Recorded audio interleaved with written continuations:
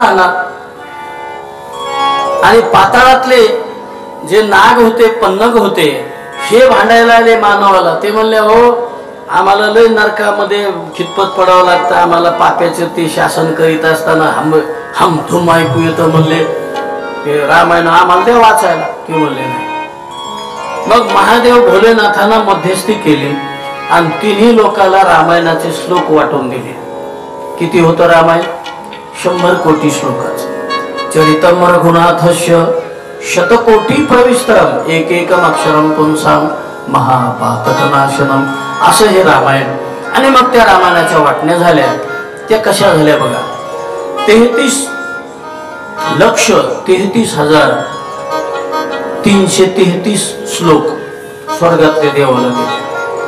33,33,333 श्लोक मानवाला दिले. आणि राहिलेले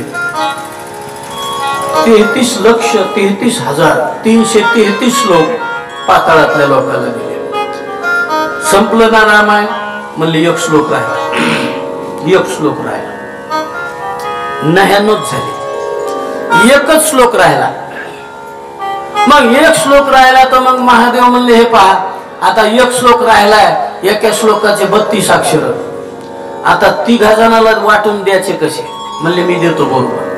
मग महादेवनं काय केलं? 10 अक्षर काढले आणि स्वर्गातले देवाला दिले. आता काही राहिलं नाही तुमचं मन. 10 अक्षर मानवाला दिले, 10 अक्षर पातळातल्या लोकांना दिले. किती अक्षर राहिले मास्तर? 32तले 10 गेले. 3 जणांना 2च अक्षर राहिले. आणि ते 2 अक्षर महादेवानं आपल्या जवळ ठेवले. ते कोणते असतील सांगा बरं? राम. असं रामायणाचे वाटप झालं. त्याच्यानंतर हजारो ग्रंथ निघाले. महाराज सांगायचा मुद्दा त्याच्यानंतर निघाले म्हणजे रामाच्या नंतर निघाले. हा पहिला ग्रंथ आहे वाल्मिकाचा रामायण की जो राम जन्माच्या लाखो वर्षांना अगोदर लिहिला. आणि असा ग्रंथ लिहिला की प्रभू रामचंद्राला त्या चाकोरीतून वागावं लागलं. अशी रामकथा वाल्मिकानं लिहिली. म्हणून वाल्मिकाच्या चरणी आपण वंदन करू. दुसरी कथा आपल्यापर्यंत ज्यांनी आणून पोहोचती केली मराठी भाषेमध्ये ती आहे मराठी भावार्थ रामायण, ज्याच्या आधारे आपण कथा पाहणार आहोत. तर ते नाथानं लिहिलंय युद्धकांडाच्या 41 अध्यायापर्यंत. लक्षात घ्या बरं का. युद्धकांडाच्या 90 अध्यायापैकी 41 अध्याय नाथानं लिहिले आणि 41वा अध्याय लिहिणं होता आला. आणि नाथ महाराजांनी शेवट त्या 41वा अध्याय लिहिणं चालू होता. आणि त्या दिवशी कथेला भलते श्रोते आलेले आहेत. अगदी नाथाचं ते वाडा भरलेला आहे.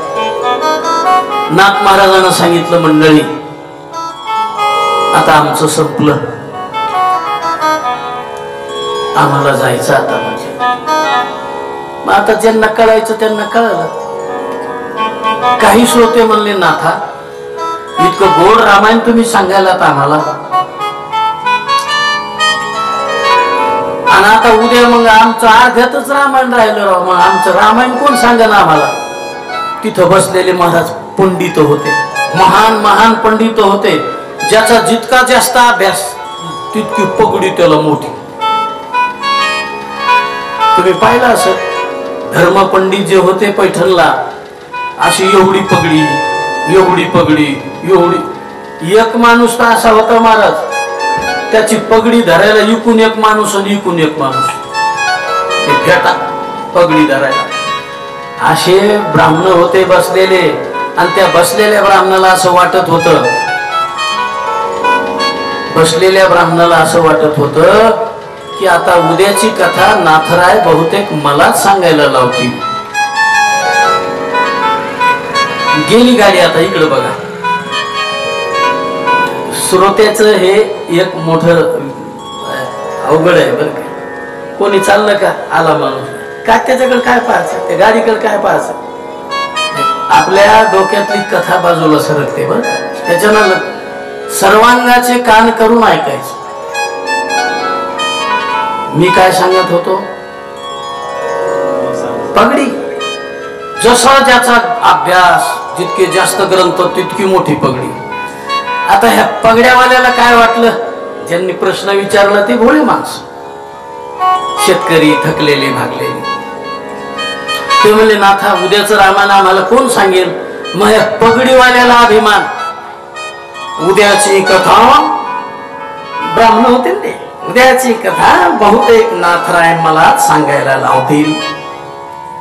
पण नाथ महाराज होते ते महाराज. नाथ महाराज म्हणले पगड्यावाले असेच बसू द्या इकडं.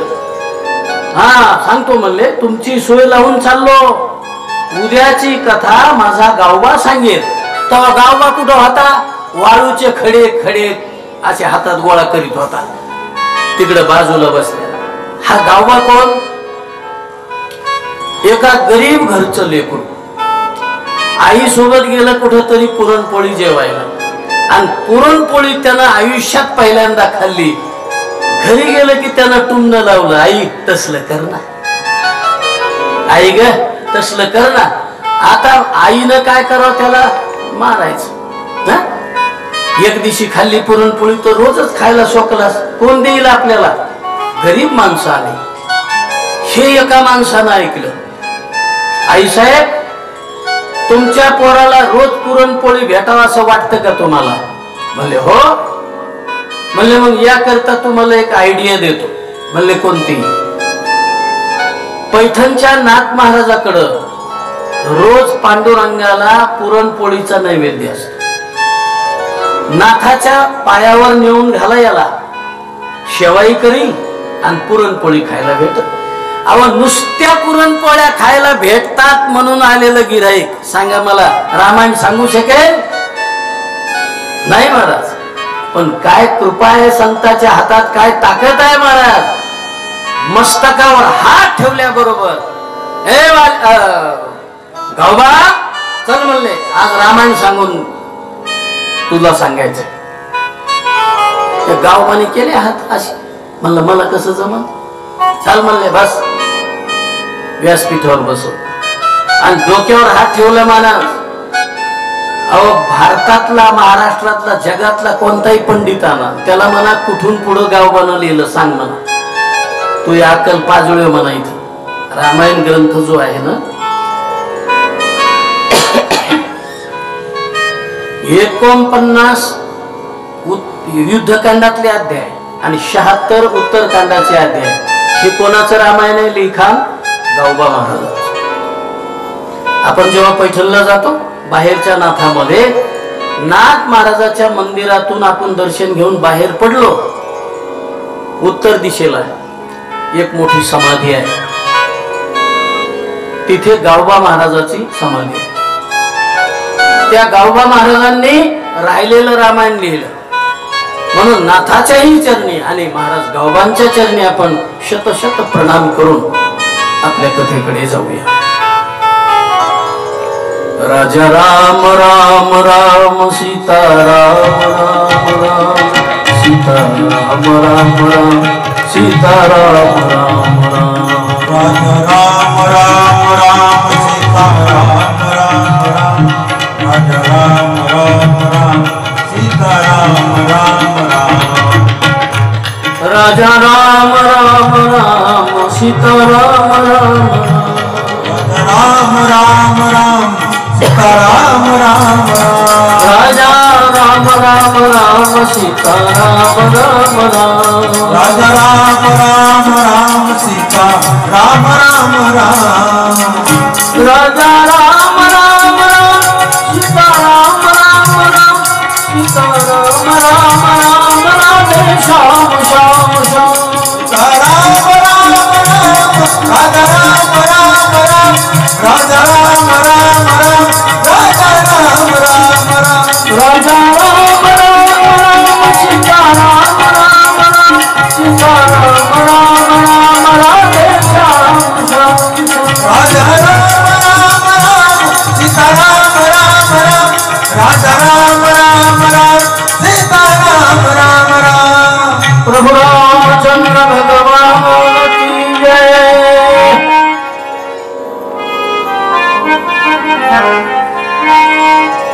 आता भगवंताचं हे जे चरित्र आहे, जे आपण पाहणार आहोत हे चरित्र घडले त्रेतायुगामध्ये. त्रेतायुगामध्ये मानवाचं आयुष्य होतं 10,000 वर्षाचं. त्याच्या अगोदर भक्त प्रल्हादाच्या काळामध्ये कृतयुग होतं. कृतयुगामध्ये माणसाचं आयुष्य होतं 1,00,000 वर्षाचं.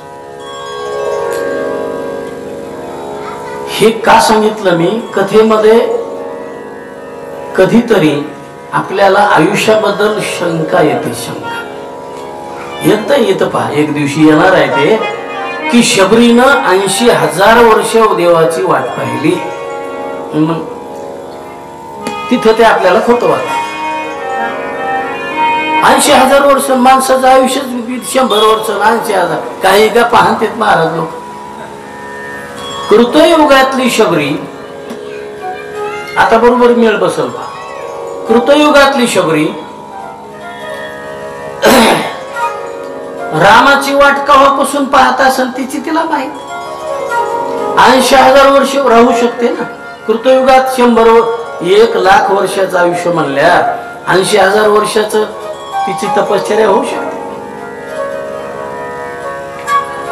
दुसरी गोष्ट, राजा दशरथाचं आयुष्य आहे 99,000 वर्ष. नामदेव महाराजाचा अभंग आहे 99 सहस्र राया दशरथा.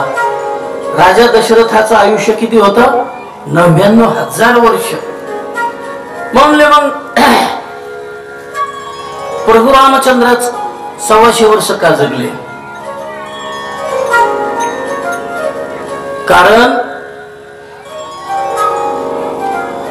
त्रेतायुगामध्ये मानवाची आयुष्य मर्यादा होती 10,000 वर्ष. द्वापार युगामध्ये पुन्हा ती झाली 1000 वर्ष. 100 वर्ष बालपण. त्रेतायुगामध्ये 10,000 वर्षाचं आयुष्य, 1000 वर्ष बालपण, 1000 वर्ष. आणि आता सांप्रत काळामध्ये कलियुगामध्ये मानवाचं आयुष्य झालं 100 वर्ष, तर 10 वर्ष बालपण. बरोबर आहे. अभंग आहे संतांचे. 10 वर्ष बालपण, 20 वर्ष तारुण्य. असो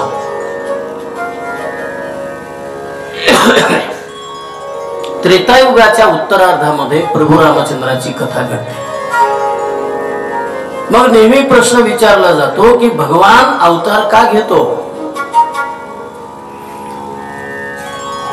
का अवतार घेतो देव? हा प्रत्येक सज्जन माणसाला पडलेला प्रश्न. दुर्जनाला कोणताच प्रश्न पडत नाही. है का नाही? प्रश्न पडतच नाही. ज्याची सत्सद विवेक बुद्धी जागृत आहे त्याला हा प्रश्न आहे की देव का अवतार घेत असावा. एकदा म्हणले बिरबलाला बादशहानं प्रश्न विचारला. केवढे बिरबल? आता हिंदी जमल काही नाही जमल बर का, नाही तर तुम्ही असताना त्याला.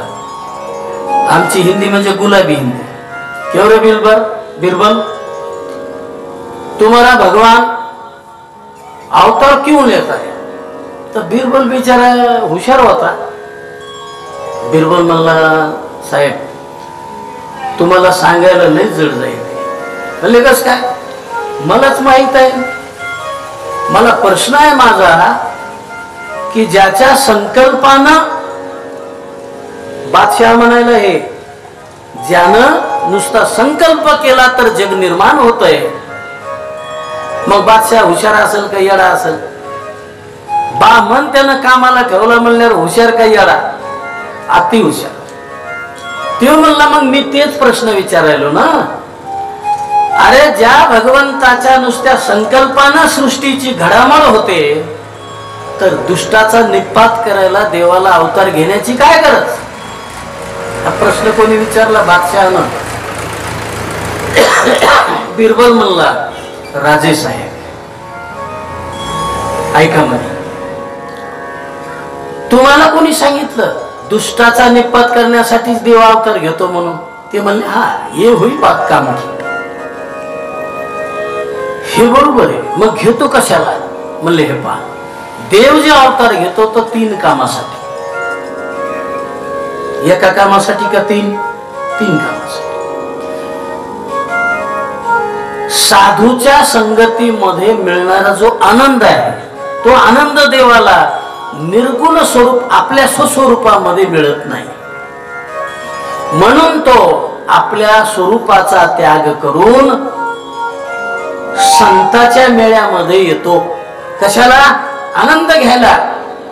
याच्यासाठी देव जन्म घेतो म्हणले. तुम्हाला कोणी सांगितलं? हा, याच्यासाठी जन्म घेतो. मग सहज एखादा दुष्ट जर माताळलेला असेल तर मग कचरा काढी काढून जातो. तो जाताना देव काय करतो? दुष्टाचा निपात करण्यासाठी अवतार नाही. अवतार आहे भक्ताच्या संग सुखाचा आनंद घेण्यासाठी. प्रमाण देऊ का? प्रमाण. धन्य धन्य वैष्णव सदन जेथे लक्ष्मी सहित शोभे नारायण. लक्ष्मी सहित शोभे नारायण. या सुखा कारणे देव वेदावला. या सुखा कारणे देव वेदावला. वैकुंठ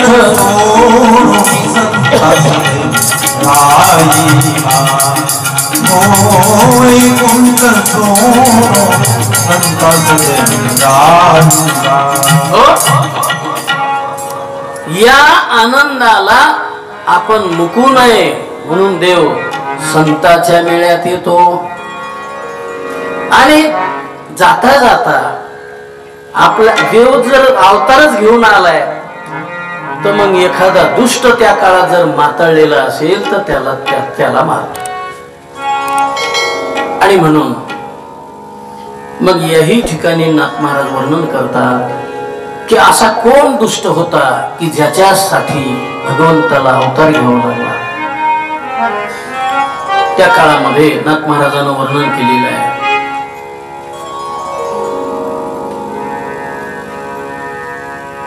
की ब्रह्मदेवाचा जो नातू होता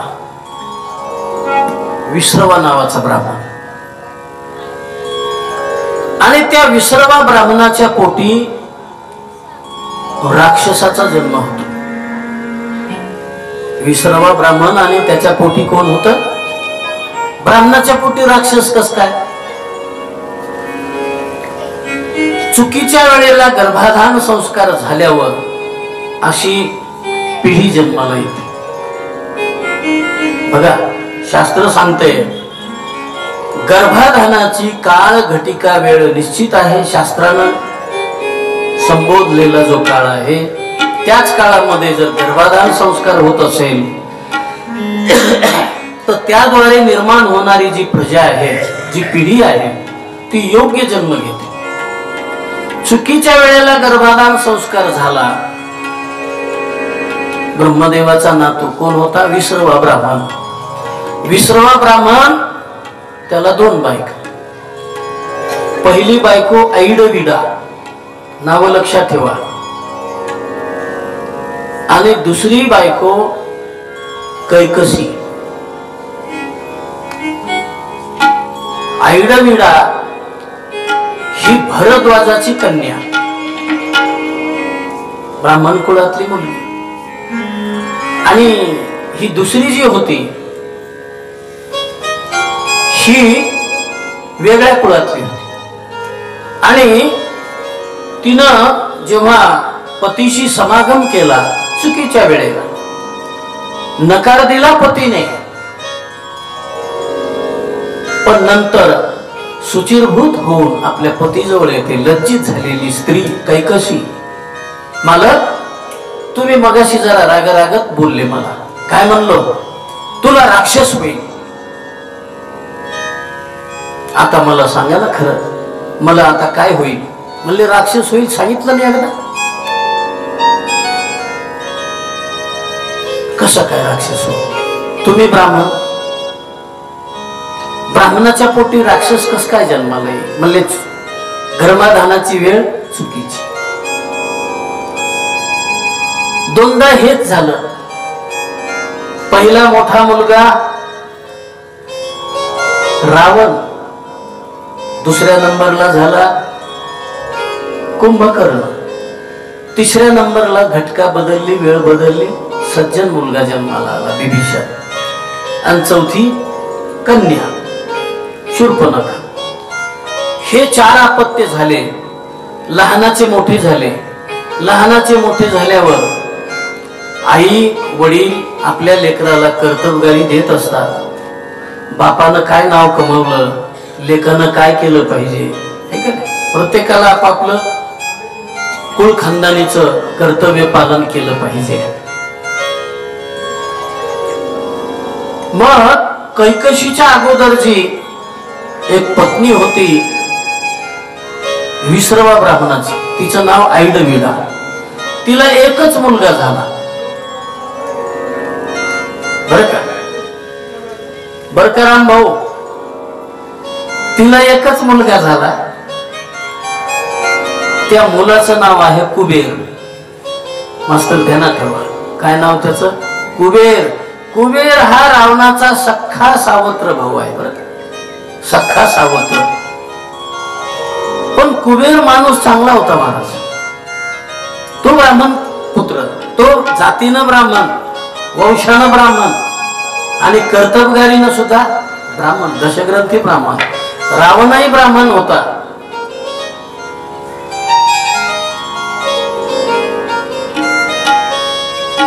मग असंच काळ पुढे जात असताना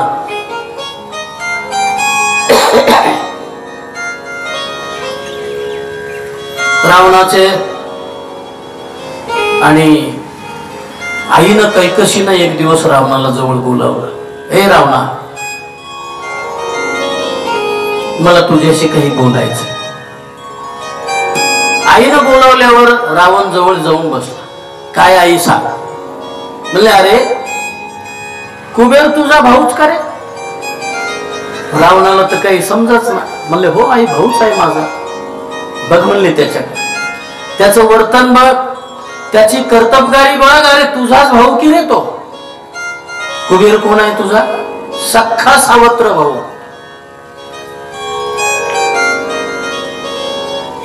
पण तो आपल्या कर्तबगारीने देवलोकातला अर्थमंत्री आहे. कोण अर्थमंत्री आहे देवातला? कुबेर. आपण नाही सांगत, तुकाराम महाराज सांगतात, देह हे काळाचे, धन कुबेराचे. कुबेर हा अर्थमंत्री आहे आजही देवलोकातला. मग तुझाच भाऊ आपल्या कर्तव्य दक्षतेनं, कर्तबगारीनं देवलोकातला बहुमान प्राप्त करून घेऊ शकतो. अरे तुला मला लेकरू म्हणायची लाज वाटायली. तू काय लेकरू आहेस का? कोण्या तोंडानं तुला लेकरू म्हणायचं? आणि तो कुबेर जेव्हा स्वर्गातला वित्तमंत्री झाला, अर्थमंत्री झाला, तेव्हा त्यानं आपल्या मनाला वाटेल अशा पद्धतीनं एक नगरी बांधून घेतली विश्वकर्म्याकडून. विश्वकर्मा कोण? देवाचा कारागीर. देवलोकातला कारागीर, त्याचं नाव काय आहे? विश्वकर्मा. आणि आता आपल्या भारतातल्या, आपल्या सगळ्या जगातल्या कारागिराचा देव.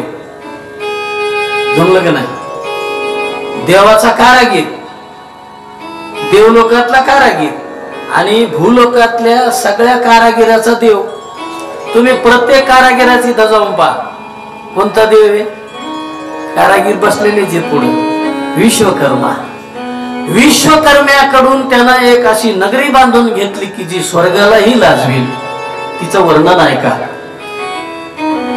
रम्य ही स्वर्गाहुनी लंका, रम्य ही स्वर्गाहुनी लंका,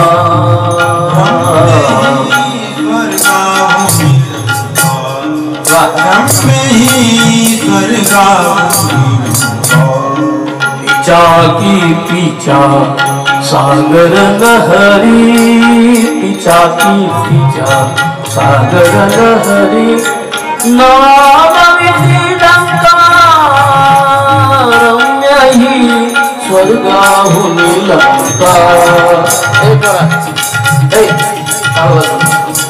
रम्य ही स्वर्गाहून लंका रम्य ही स्वर्गाहून लंका रम्य ही स्वर्गाहून लंका सुवर्ण कमला परी नगरी ऊन दरवळल्या सागरी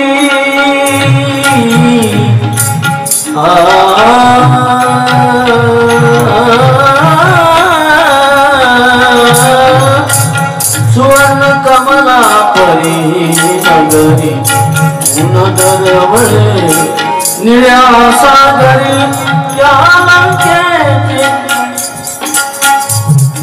त्या कमलावर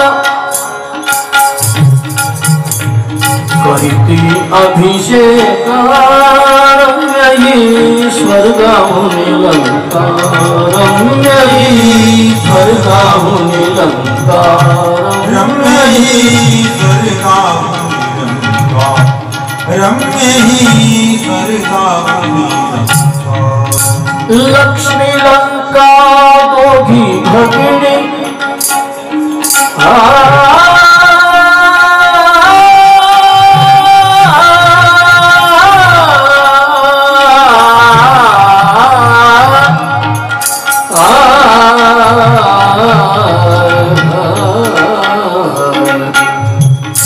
लक्ष्मी लंका दोघी भगिनी उभयं पजल्या या जलधीतून उभयं पजल्या या जलधीतून या लंकेची दासी पद तरी कमला घेईन का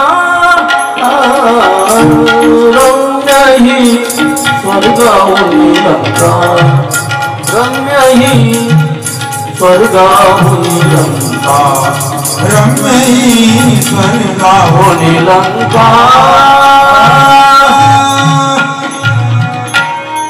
अशी सुंदर नगरी महाराज कोणी बांधली विसरले आणि तुम्ही विसरता हे आमच्यासाठी फायद्याचं आहे तुम्ही आताच जरी विसरले तर गेल्या वर्षीच कवा सांगता तुमचं विसरणं म्हणजे आमचं भांडवल आहे कोणी बांधली विश्वकर्म्याला कोणासाठी कुबेरासाठी आणि कुबेर हा रावणाचा कोण सख्खा सावत्र मोठा भाऊ मोठ्या आईचा मुलगा आणि आपल्या आईनं आपल्याला उदाहरण कोणाचं दिलंय आपल्या भावाचं त्याचे गुणवे गातेस तू आई कैकशी म्हणले का नको गाऊ अरे तो चांगलाच आहे माझा जरी पोटचा मुलगा नसला पण तुझा भाऊ आहे तुला तो आदर्श पाहिजे आणि तू त्याच्यासारखं काहीतरी केलं तरच तुला माझा मुलगा म्हणून घेण्याचा अधिकार आहे मग रावणानं ही पण केला महाराज रावणानं पण केला बघ म्हणले माते एक दिवस तुला तुझ्या आयुष्यामध्ये असा आनंद दाखवीन की कुबेर तरी त्यानं देवलोकात मंत्रीपद मिळवलं पण तुझा हा रावण तुझा हा मुलगा 33 कोटी देवाला जर नाही बंदी शाळेत घातलं मी तर मी तुझं नाव नाही सांगणार जगाला असा दुष्टपण केला रावणाने आणि रावणानं हा पण केल्यानंतर महाराज जो घराबाहेर पडला तर त्यानं तो पण कडीला लावला मग काय महाराज पहिला त्यानं हल्ला जर कोणावर केला असेल तर आपल्या सख्या भावाच्या त्या नगरीवर हल्ला केला लंकेवर हमला केला लंकेमध्ये कुबेर नसल्यामुळे कुबेराच्या अनुपस्थितीमध्ये यक्ष काही तिथे होते यक्ष म्हणजे मंत्री बाकी असतील ना कोण त्या मंत्र्याला पिटाळून लावलं आपले रखवालदार त्या नगरी होती पहारेकरी म्हणून ठेवले आणि मग त्यानं जगातले अनेक राजे जिंकून आणून आपल्या दावणीला बांधून टाकले महान धिप्पाड राजे ज्यांचं नाव ऐकल्याबरोबर काळालाही दाखिळी बसावे धुम्राक्ष कंपन वज्र दंष्ट्र प्रहस्त नरांतक देवांतक अतिकाय महाकाय कुंभ मकराक्ष त्रिशिरा अशा पद्धतीचे एक एक धिप्पाड राक्षस त्यानं आपल्या नगरीमध्ये दांबून ठेवले आणि त्यांच्या सगळ्याच्या जोरावर आता त्यानं स्वर्गाकडे आपलं दृष्टी केलेली आहे आणि स्वर्गामध्ये एक एक देवाला मिळून तो आपल्या काबूमध्ये घेत होता आणि सगळ्या स्वर्गावर त्यानं एक दिवस ताबा मिळवला आणि मग सगळे देव रावणाचे बंदीवान झाले. ते आपण म्हणत असतो श्लोक, ते काय श्लोक म्हणायची मधी मोजच आहे बर का. रावणा रावणा राज्य गंभीर केले,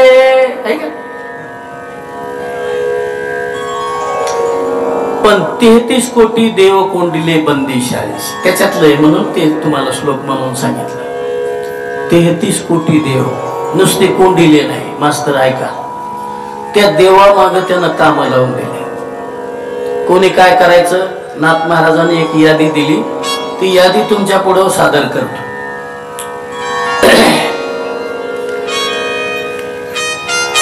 इंद्रवारी चंद्र छत्र धरी यम पाणी वाहे घरी वायू सर्वदा पूजे रोसरी विधी तेथ करी तळण कांडन माको असे तराळी सटवी बाळांते प्रक्षाळी रात्री जागर घाली काळी मेसको वळी शोभनिका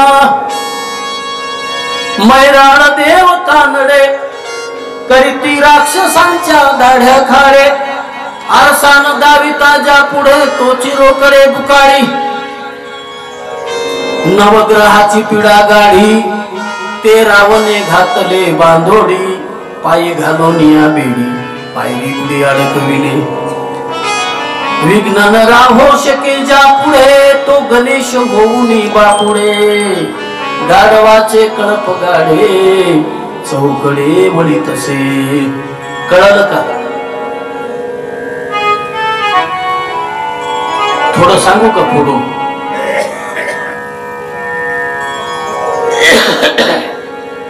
चंद्र होता छत्री धरायला महाराज, आपदागिरी राजा रावणावर ते छत्र नाही का धरीत राजावर, ते छत्र धरायला चंद्र, वायू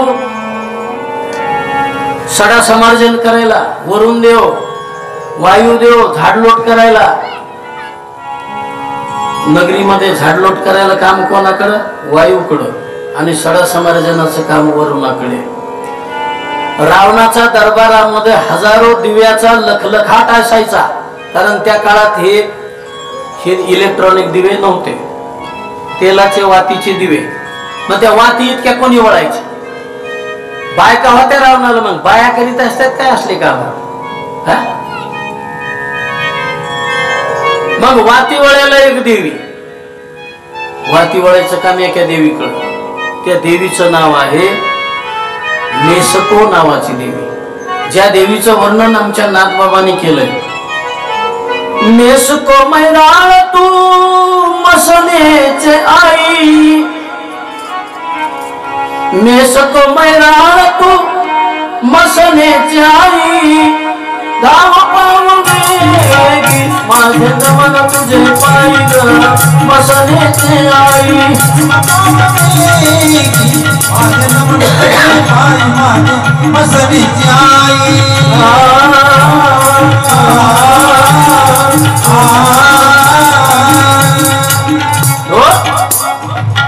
हे असलं जास्त वेळ नसतं जमत, नाही तर घुसायची आई इकडं. मेसको देवी वाती वळायला.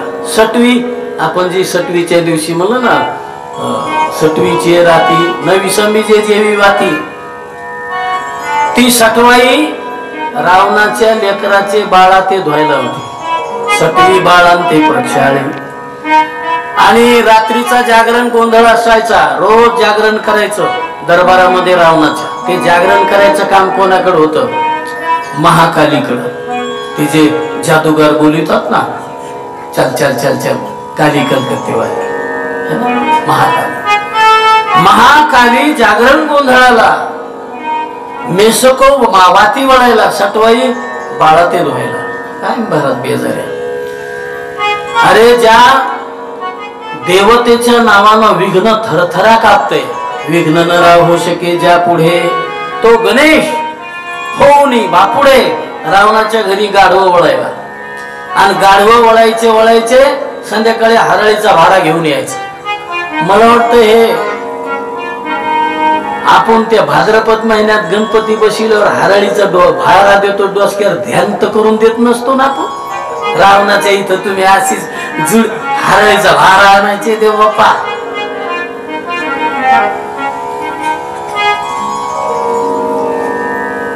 जे नवग्रह सगळ्या जगाला सोळोका कडोपडो करून सोडणारे नवग्रह, रावणानं सिंहासनावर बसण्यासाठी 9 पायऱ्या होत्या. त्या प्रत्येक पायरी खाली एका ग्रहाला दाबून टाकलं. नवग्रहाची पिढा गाडी ते रावणे घातले बांधोडी, पायी घालून या बेडी पायरी बुडी अडकविले. पायरीच्या खाली घातले एक ग्रह, शनी मंगळ राहू केतू. असे रावणाकडे सगळे देव जेव्हा आज्ञांकित झाले, तेव्हा त्याच्या त्रासाला वैतागले महाराज. नाथ महाराज म्हणतायत, रावणाचे नित्यांकित सुरवर झाले जी समस्त, ब्रह्मादिका चिंता अद्भुत तिही रमानाथ प्रार्थिला. हे सगळे देव जेव्हा निघाले, म्हणले मोर्चा काढायचा. आणि मग मोर्चा घेऊन निघाले महाराज. त्यामध्ये गाईच्या वेशामध्ये धरणी माता असते. धरणी माता ब्रह्मदेवाकडे जाते आणि ब्रह्मदेवाला साकडे घालते. ब्रह्मदेवा, बुडाला हा धर्म, अधर्म झाला फार, सोसवेना भार मज आता. राही येले यज्ञ मोडिले, कीर्तन पळाले ब्राह्मण दैत्या भेने. आणि मग पृथ्वी मातेला ब्रह्मदेवानं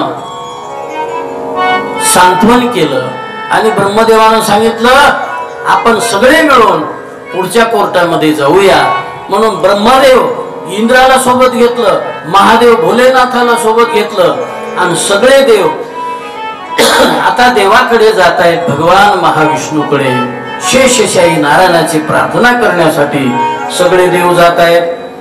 आणि भगवान शेषाच्या शेणावर झोपलेले आहेत. कुठे? क्षीरसागरामध्ये. शांताकारम भुजगशयनम, योगीभिर्ध्यानगम्यम. अशा पद्धतीचे भगवान आणि सगळ्या देवानं एका आवाजात स्तुती केली महाराज. त्याचं वर्णन तुळशीदासजी करतायत. जय जय सुरनायक जन सुखदायक प्रणतपाल भगवंता, गोद्विजहितकारी जय असुरारी सिद्धो सुखा प्रिय कांता. जो पालन सुरधरणी अद्भुत करणी, मर्म न जाने कोई.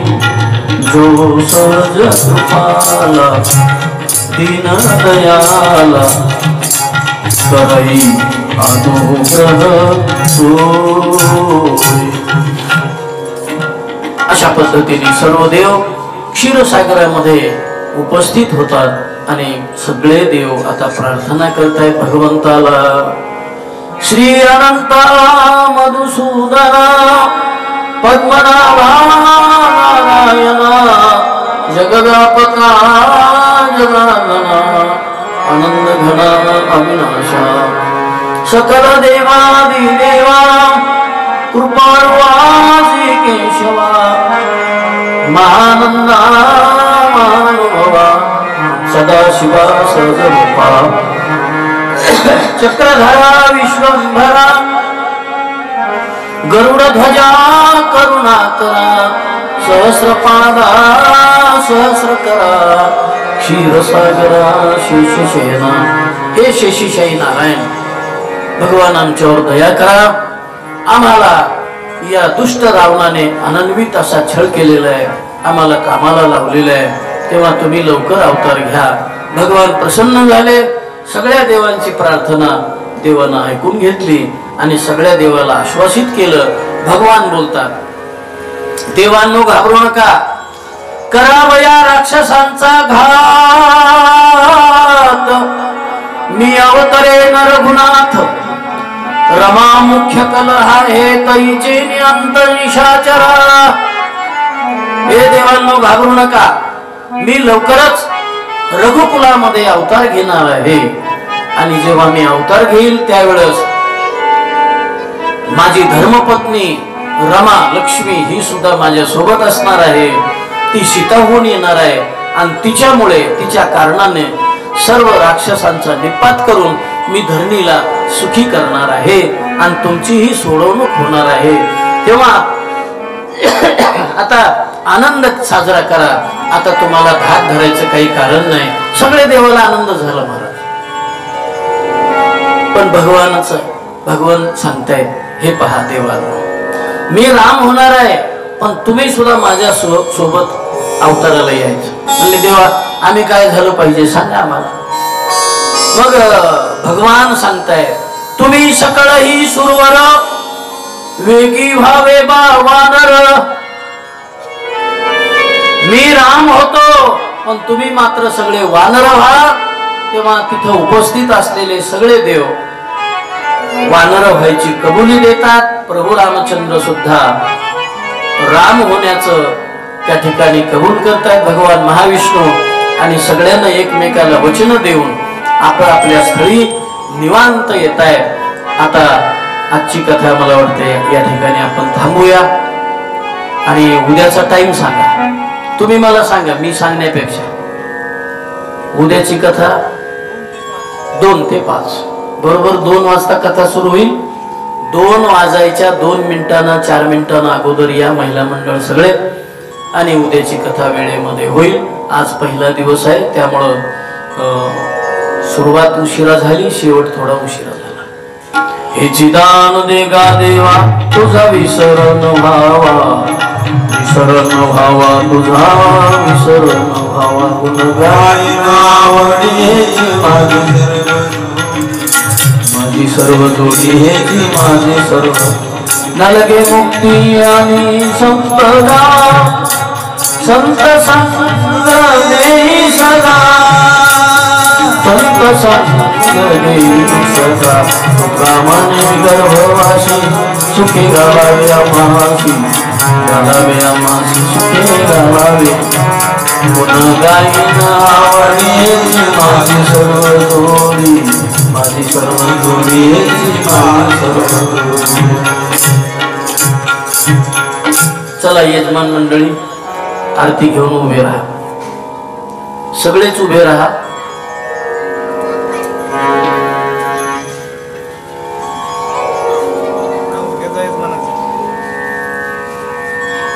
घेतले नाही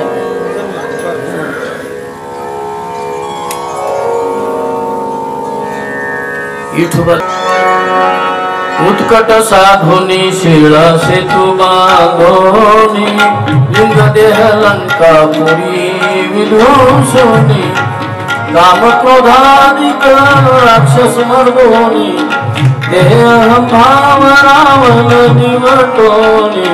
जय देव जय देवा जय रामा, कर्मार्थे आरती परिपूर्ण कामा. प्रथम सीता शुद्धी हनुमंत गेला, लंका दहन करून आखी मारला. मारल्या जमुवाळी भोलीत राहटीला, आनंदाची गुढी घेऊन आला. जय देवा जय देवा जय रामा, परमार्थी आरती. इजबळ्याने शक्ती सोडविली सीता, म्हणून झाले अविद्या. आनंद ओसंडले राज्य भरतात, घेऊन आली कौशल्या माता. जय देवा जय देवा जय रामा, परमार्थी आरती. अनुवत ध्वनी गर्जती अपार, प्रपद्यमान करती बहुता. अयोध्येशी आले दशरथ कुमार, नगरी होत आहे आनंद थोर. जय देवा जय देवा जय रामा, परमार्थी आरती परिपूर्ण कामा. सहज सिंहासनी रजभूमी, संभाव्य तया पूजा उपसाद सहजाची आरती वाक्यांचा माधवदास स्वामी आठवे ना विसर रामा परमात्मे हरि लोकांगण वंदन चरण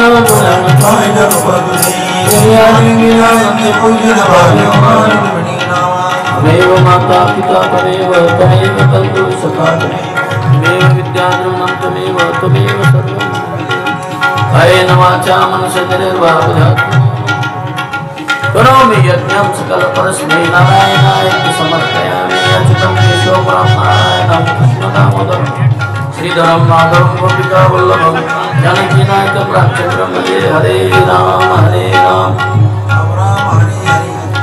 कृष्णा कृष्णा कृष्णा हरे हरे प्रभु रामचंद्र भगवान